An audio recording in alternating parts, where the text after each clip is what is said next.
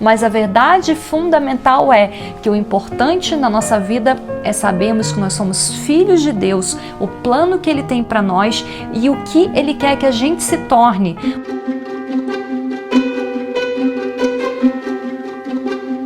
A Bíblia começa com as seguintes palavras: no princípio Deus criou os céus e a terra. Eu não sei quanto a vocês, mas para mim isso levanta algumas perguntas muito importantes. O que existia antes desse princípio? Por que Deus criou isso tudo? Quem somos nós, afinal? Qual que é nosso papel nesse vasto universo criado pelo Pai Celestial? Mas por meio do profeta Joseph Smith, o Senhor de fato nos deu resposta para essas perguntas. Através do registro de Abraão sobre a nossa existência pré-mortal e também da tradução inspirada do livro de Gênesis, feitas pelo profeta Joseph Smith, que nós temos hoje como o livro de Moisés, que não começa com a frase no princípio, mas com uma experiência pessoal de Moisés com Deus. Essas escrituras restauradas abençoam tanto a nossa vida, porque elas nos dão um conhecimento extra sobre uma das perguntas mais profundas da mortalidade. Por que nós estamos aqui? Eu não sei quanto a vocês, mas na minha época de escola, o que acontecia? As crianças, elas gostavam muito de dar apelidos umas às outras. Então, assim, na nossa vida, a gente recebe muitos títulos, né? Alguns não tão agradáveis, né? Às vezes a gente recebe títulos que são até bem maldosos. Às vezes a gente recebe títulos de acordo com a nossa profissão. Mas na lição de hoje a gente vai aprender de um título que o Senhor deu a Moisés, que eu acho que é o título mais lindo que pode existir. Ele disse lá em Moisés 1:4, eis que tu és meu filho. E no versículo 6 ele acrescentou, e eu tenho uma obra para ti. Essas palavras são tão verdadeiras para Moisés quanto para nós, porque nós também somos filhos e filhas de Deus e o Senhor também tem uma obra especial para cada um de nós. Ele não colocou ninguém nessa mortalidade sem ter um plano para essa pessoa. Eu gosto muito de um discurso do Elder Keeran, quando ele falou de receber um presente do Senhor. Qual que era esse presente que ele estava falando? Era exatamente receber essa mesma verdade que o Senhor revelou para Moisés. O Elder Keeran falou o seguinte: você realmente é sua filha preciosa, você realmente é seu filho valioso, e o caminho em questão é seu plano de felicidade. Com seu amor onisciente, ele sabe exatamente quem você era antes de ser enviado a esta terra e o que você vivenciou até agora em sua vida mortal. E ele planejou, com misericórdia, todos os detalhes do seu futuro. Como ele deseja que um dia você retorne a ele para receber o propósito supremo de todas as suas belas dádivas, a vida eterna com ele. E ele continua: você é um filho de Deus. Isso não é apenas uma música bonita que cantamos. Suplico que aceitem, abram e recebam essa dádiva do conhecimento e do entendimento dele. Peço que cuidem bem desse tesouro precioso. E o presidente Nelson também falou sobre isso num discurso de julho de 2008, na revista New Era. Eu procurei em português, eu não achei, mas vou deixar o link aqui, quem quiser. Tem esse discurso, tem também um discurso maravilhoso do Elder Holland, e se você não fala inglês não tem problema, é só pegar o link do discurso, jogar lá no ChatGPT e pedir para ele traduzir e fica perfeito. Então eu vou deixar os links aqui nos comentários e vocês podem fazer essa tradução e ler o discurso inteiro. Então o presidente Nelson falou o seguinte: uma das verdades mais importantes que você pode conhecer nessa vida é essa: você é um filho de Deus. Isso não é apenas uma ideia bonita, não é apenas uma frase reconfortante, é uma verdade literal e eterna. Antes de qualquer rótulo, antes de profissão, personalidade, talentos, dificuldades ou erros, essa é a sua identidade principal. E quando essa verdade é compreendida e sentida profundamente, ela muda tudo. A forma como você se vê, como enfrenta tentações, como lida com medo, fracasso, dor e até com o futuro. Eu achei essa citação simplesmente maravilhosa, porque olha só como entender a nossa identidade é importante, tão importante que pode determinar todo o nosso futuro. A gente vive num mundo que quer definir a gente por fama ou por dinheiro, por quanto você tem na sua conta bancária, qual a sua importância no mundo, se você é uma pessoa bem-sucedida profissionalmente, se você tem muitos seguidores na internet, e as pessoas colocam esses vários rótulos na gente de acordo com o que elas acham que é importante, mas a verdade fundamental é que o importante na nossa vida é sabermos que nós somos filhos de Deus, o plano que Ele tem para nós e o que Ele quer que a gente se torne. E aí ele continua dizendo assim: o Evangelho restaurado de Jesus Cristo ensina algo radicalmente diferente do mundo. Identidade não é algo que criamos, é algo que recebemos de Deus. Então, meus queridos irmãos e irmãs, a coisa mais importante da nossa vida é receber esse presente de saber que somos filhos literais e amados de um Pai Celestial e descobrir o plano dele para a nossa vida. E aí, voltando à história de Moisés, depois que o Senhor mostra a vastidão das obras dele para Moisés, ele se afasta por um tempo e Moisés cai no chão literalmente exausto, né? Porque a experiência foi muito poderosa e ele realmente precisou de um tempo para recobrar as energias. E aí quando ele está nesse momento recobrando as energias, um pensamento vem para ele e ele fala: agora eu sei que o homem é nada, porque o homem, comparado à grandiosidade da obra do Senhor, comparado ao poder do Senhor, realmente nós não somos nada, mas ao mesmo tempo nós somos tudo para o Senhor. E aí é interessante que Moisés, ele pensa num ambiente que ele cresceu na casa do faraó, né? O que significa ser alguém no conceito do mundo, né? De toda aquela glória do Egito, tudo aquilo que ele experimentou. E aí ele vê o que realmente é a glória do Senhor. E comparada com isso, realmente o homem não é nada. Isso me lembra uma escritura que o Rei Benjamim falou que nós somos menos que o pó da terra, mas ao mesmo tempo que a gente é menos do que o pó da terra, nós somos os preciosos filhos e filhas de Deus. E aí isso me lembrou um outro discurso do Elder Holland que fala também sobre que depois de experiências espirituais, muitas pessoas passam por situações de medo, de dúvida. Quantas vezes isso acontece na nossa vida, não é mesmo? Depois de uma experiência espiritual, a gente passa por uma situação de medo, de dúvida, que a gente às vezes até se questiona: será que eu realmente tive essa revelação? Porque tudo está dando tão errado? Por que o inimigo começa a lançar lá os dardos dele e começa uma reviravolta de provações e de testes? Mas isso não quer dizer que o Senhor não revelou aquilo ali pra gente, não quer dizer que aquela revelação não foi verdadeira. Isso é uma situação normal. Isso também aconteceu com os primeiros cristãos e com muitos santos ao longo da história da igreja. Por isso, o conselho apostólico foi: não lanceis fora, pois, a vossa confiança. E o Elder Holland também fez um discurso, uma devocional na Universidade de Brigham Young, justamente sobre isso. Ele comentou a experiência de Moisés e esse discurso é incrível. É esse discurso que eu estava mencionando anteriormente, que eu vou deixar o link aqui embaixo. Gente, vale muito a pena ler esse discurso inteiro. Ele fala o tempo todo comentando sobre a experiência de Moisés aqui em Moisés 1.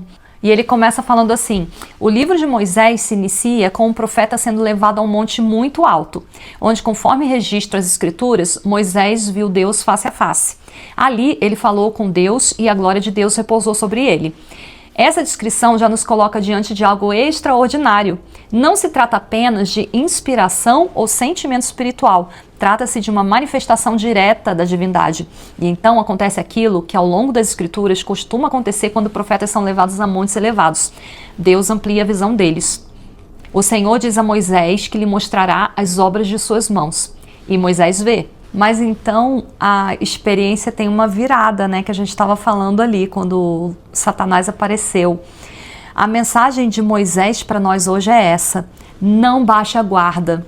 Não presuma que uma grande revelação, um momento espiritual poderoso, uma experiência iluminadora ou a abertura de um novo caminho inspirado seja o fim da jornada.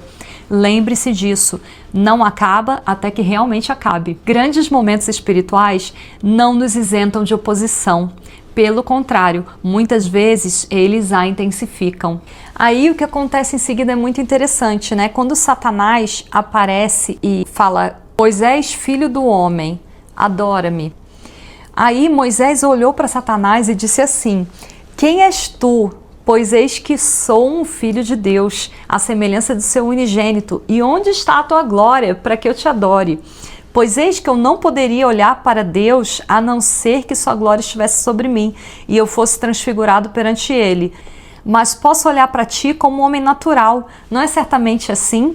Então o contraste foi absurdo. Moisés acabou de ver o Senhor, ele acabou de contemplar a glória dele, e aí aparece Satanás dizendo, filho do homem, contestando a primeira verdade que o Senhor já revelou para ele, que ele era filho de Deus.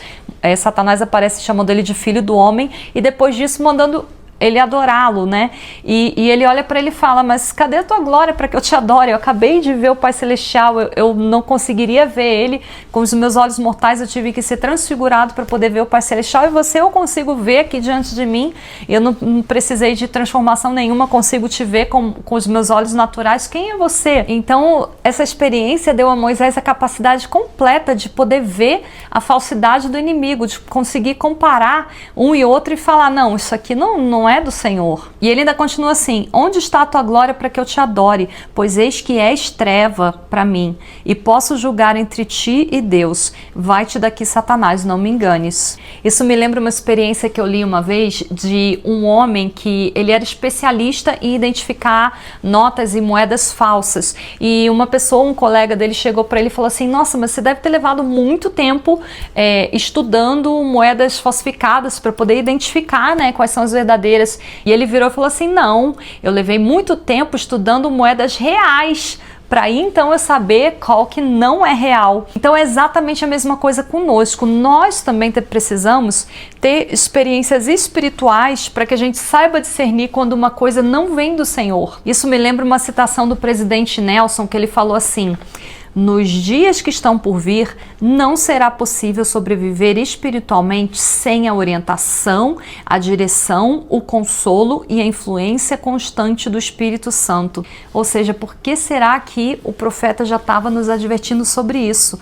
Discernimento, ele não vem de teoria, ele vem de experiência real com o Senhor. A gente não pode conseguir reconhecer as experiências do Senhor, quais são do Senhor e quais não são, se a gente nunca teve uma experiência espiritual. A gente simplesmente não vai ter parâmetro, a gente não vai saber quando uma coisa é ou não. E o presidente Nelson era sempre muito enfático que a gente deveria se preparar rapidamente. Eu lembro de um discurso dele onde ele fala, o tempo está acabando.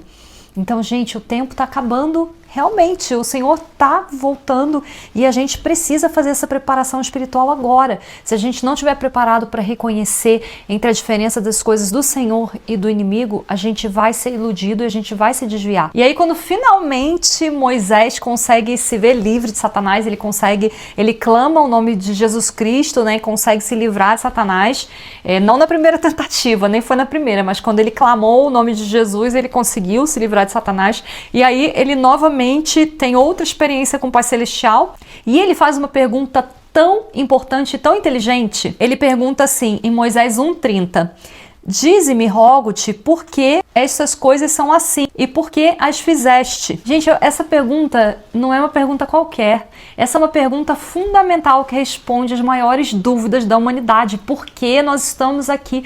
Qual o nosso propósito nessa terra? O que o Senhor espera de nós? Porque Ele criou toda essa terra, tudo que existe para nos colocar aqui. Por que a gente passa por sofrimento, por provação? E essa é a pergunta que o mundo moderno tenta responder com filosofia, com ciência, com ideologias e não consegue encontrar resposta. Mas o Senhor nos deu conhecimento adicional e Ele revelou a resposta em Moisés 1:39. Ele falou, porque eis que essa é minha obra e minha glória, levar a efeito a imortalidade e a vida eterna do homem. Aqui está toda a chave do plano de salvação. Não é só um detalhe, não é só um princípio, essa escritura é profundamente poderosa.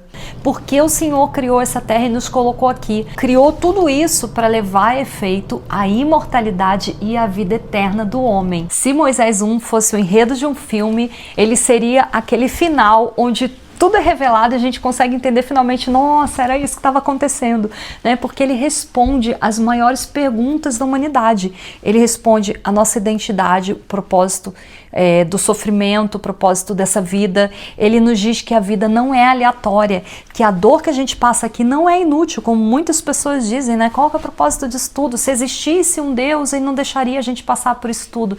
Existe e ele tem um propósito para isso. A mortalidade não é um erro, ela é parte de um plano que foi cuidadosamente desenhado pelo Pai Celestial, de acordo com o grande amor que ele tem por nós, para nos ajudar a voltar à presença dele.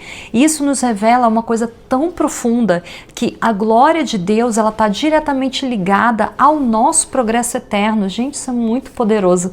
A obra de Deus é salvar, redimir e aperfeiçoar os seus filhos. E a nossa obra como filhos dele é amá-lo, confiar nele e guardar seus mandamentos. É tudo que ele nos pede. E mesmo quando a gente sente que às vezes a gente está aquém daquilo que ele espera de nós, tem muitas situações assim, né? Nesse momento a gente pode se lembrar que a salvação é a obra dele, não apenas a nossa. E outra coisa muito importante é que saber que nós somos filhos dele não deve ser apenas um conhecimento intelectual.